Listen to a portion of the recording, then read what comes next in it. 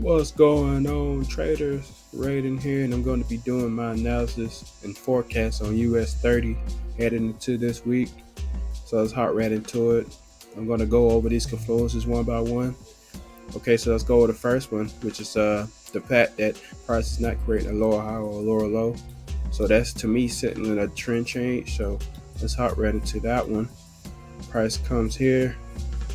I want to get about 3 weeks in here, and as you can see, we got our lower high, lower low, lower high, lower low, lower high, lower low, and to stop doing that here, right? So that's the first confluence, and that's to me, since my bias is long, the fact that I saw that helps out with my bias. So the next thing is price is testing the previous resistance support flip.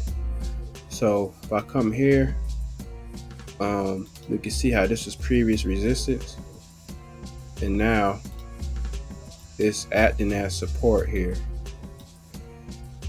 It's testing this area. We got a couple of touches here. That there, it's a nice area of resistance, and now it's acting as support. Okay, that's the second thing, right?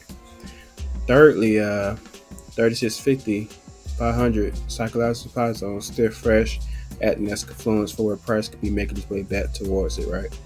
So this is 3550 up here, supply zone, where you've seen these massive sell-off here from this zone, right? That tells me this is a great zone. That was used as sell orders. So the way I'm trying to explain this is that since this issued a lot of sell orders in the past, price could be making its way back towards this area to possibly pick up orders or just test this area or whatnot. So that helps out with a bull bias as for me.